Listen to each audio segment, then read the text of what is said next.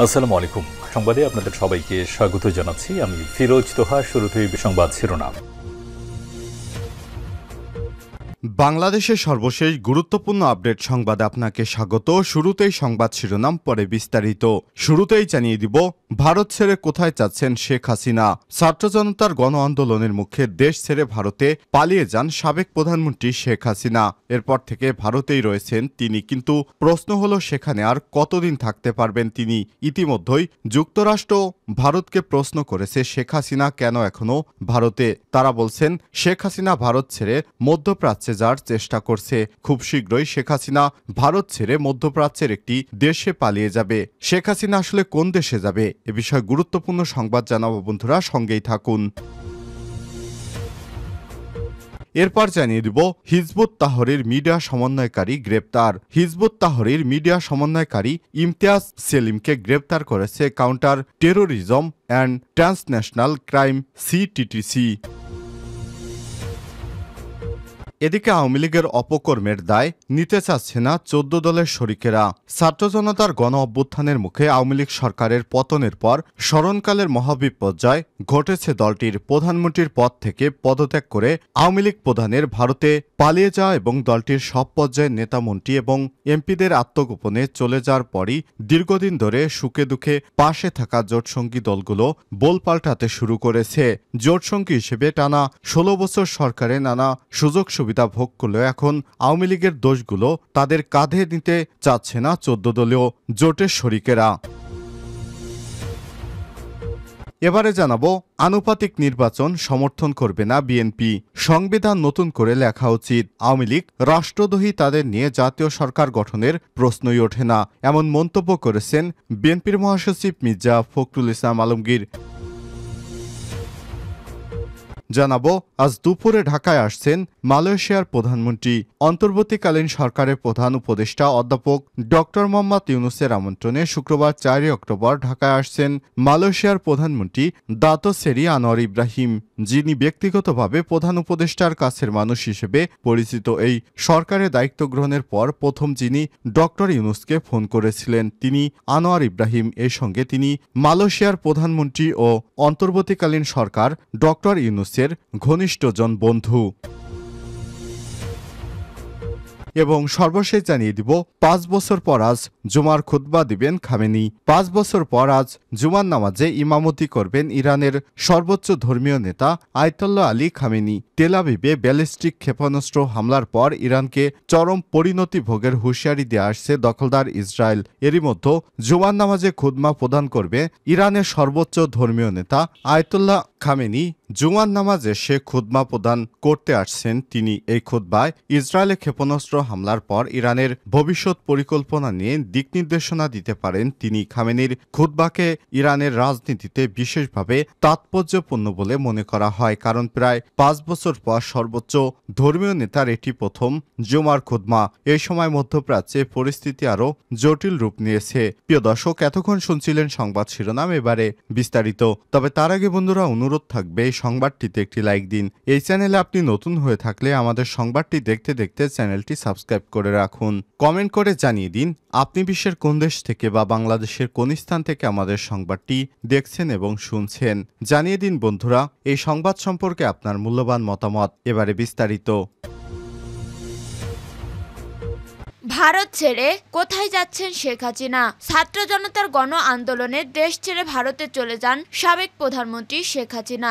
এরপর থেকে ভারতেই রয়েছেন তিনি, কিন্তু প্রশ্ন হলো সেখানে আর কতদিন থাকতে পারবেন তিনি। জল্পনা কল্পনা উঠেছে অচিরেই ভারত ছাড়তে হবে শেখ হাসিনাকে। তবে ভারত ছেড়ে কোথায় যাবেন তা এখনো নিশ্চিত করে বলা যাচ্ছে না। জানা যায় যুক্তরাষ্ট্র ভারতের কাছে জানতে চেয়েছে শেখ হাসিনা কিভাবে কোন ব্যবস্থায় দিল্লিতে অবস্থান করছে।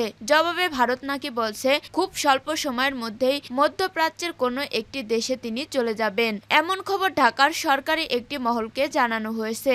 একাধিক সূত্র সংবাদ মাধ্যম মানব জমিনকে এই তথ্য নিশ্চিত করেছে। উল্লেখ্য, গত ৫ আগস্ট ছাত্র জনতার আন্দোলনে পদত্যাগ করে ছোট বোন শেখ রেহানাকে নিয়ে ভারতে চলে যান শেখ হাসিনা। বাংলাদেশের সামরিক বাহিনীর একটি বিমানে তিনি দিল্লির কাছে গাজিয়াবাদের হিন্দন বিমান ঘাঁটিতে অবতরণ করেন তিনি।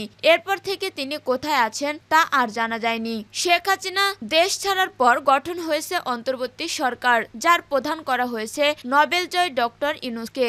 এরপর থেকে প্রায় 2 মাস হয়ে গেছে, পরিবর্তন হয়েছে অনেক কিছু।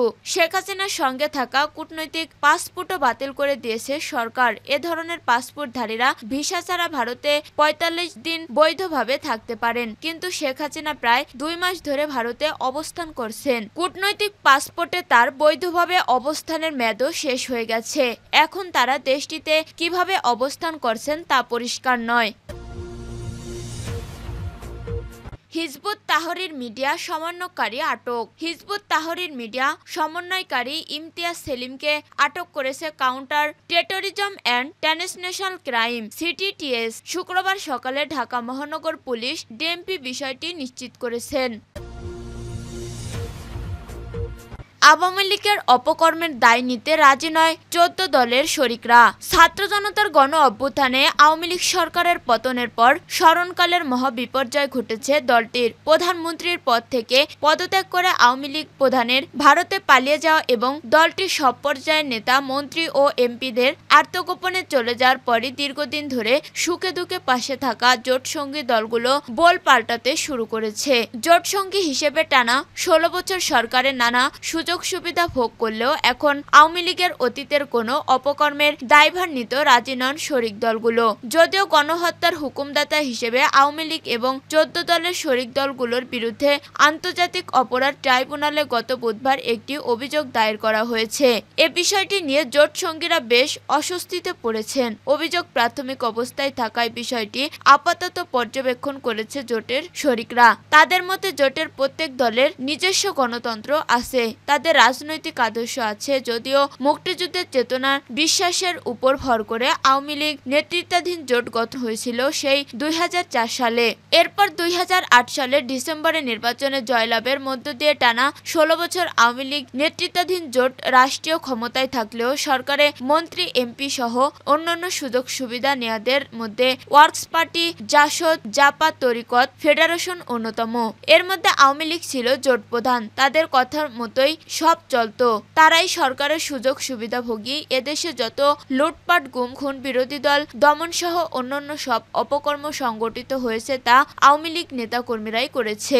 শরিক দলগুলো শুধু জাতীয় সংসদ ও জাতীয় নির্বাচনের সময় সক্রিয় ছিল, ফলে তাদের অতীতের অপকর্মের দায়ভার শরিকরা কেন নেবে, তাদের এমন প্রশ্ন রয়েছে।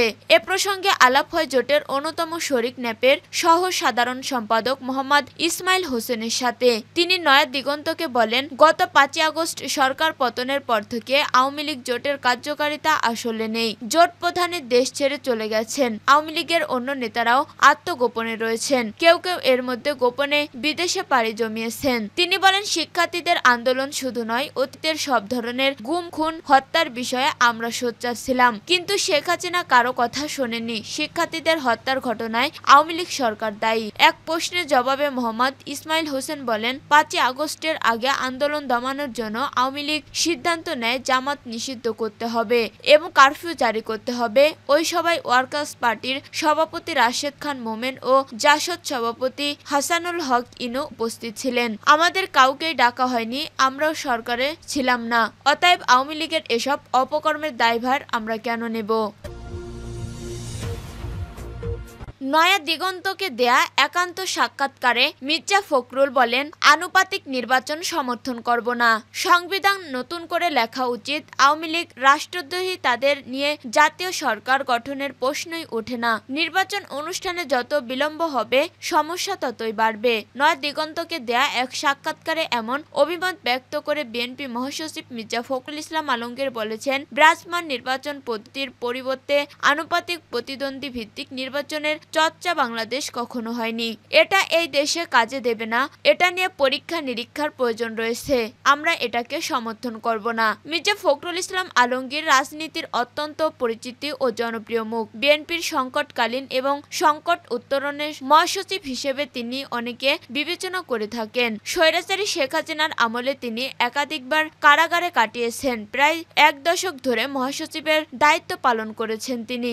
এই দীর্ঘ সময়টা রাজনীতি তথা বিএনপির জন্য ছিল খুব সংকটময়। কঠিন এই সময়ে তিনি অত্যন্ত বিশ্বস্ততা ও দক্ষতার সাথে দলের নেতৃত্ব দিয়েছেন। দীর্ঘ লড়াই সংগ্রামের পর শেখ হাসিনার ফ্যাসিবাদী শাসনের অবসানে এখন নতুন বাংলাদেশ বিনির্মাণে স্বপ্ন দেখছেন তিনি। নয়া দিগন্তকে দেয়া সাক্ষাৎকারে তিনি সাম্প্রতিক নানা বিষয়ে তার মতামত তুলে ধরেছেন। সাক্ষাৎকারে বিস্তারিত তুলে ধরা হলো, নয়া দিগন্ত ডক্টর ইউনূস নেতৃত্বাধীন অন্তর্বর্তী সরকারের দায়িত্ব নেওয়ার পর আপনি প্রথম যৌক্তিক সময়ের মধ্যে নির্বাচন দাবি করেছেন। নির্বাচন কি দ্রুত সময়ের মধ্যে দেবেন? যেখানে সরকার কোনো সময়ের কথা এখনো উল্লেখ করেনি এবং সেনাপ্রধান এক সাক্ষাৎকারে 18 মাসের কথা উল্লেখ করেছেন। মির্জা ফখরুল বলেন, সমস্যা হয়ে দাঁড়িয়েছে এত বেশি জজাঙ্গল রাষ্ট্রের ভিতরে বিগত সরকার করে গেছেন যে জজাঙ্গলগুলো না সরিয়ে তো সুষ্ঠু নির্বাচন করা যাবে না।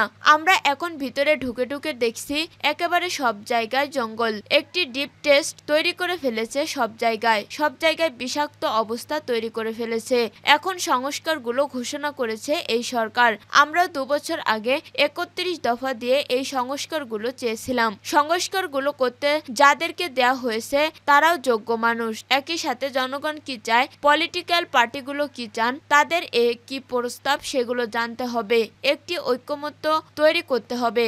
ঐক্যমত্যের ভিত্তিতে আমরা সংস্কারগুলো চাই, সবাই চাই। সংস্কারগুলো আবার পরে সংবিধানে আনতে হবে। পরিবর্তিত বিষয়গুলো সংবিধানে আনতে হবে। আর সংবিধানে আনতে হলে একটা নির্বাচন দরকার হবে, সংসদ দরকার হবে। সেজন্য দ্রুত নির্বাচন দিতে হবে। আমরা যৌক্তিক সময়ের কথা বলছি। যৌক্তিক সময়টা অস্পষ্ট রেখেছি, কারণ নির্বাচন যত দ্রুত করবেন তত সমস্যা কম হবে। নির্বাচন যত বিলম্ব করবেন তত সমস্যা আরো বাড়বে। যারা বিপ্লবের বিরুদ্ধে, পরিবর্তনের বিরুদ্ধে, ফ্যাসিবাদের পক্ষে, তারা কিন্তু সুযোগটা ব্যবহার করতে চাইবে।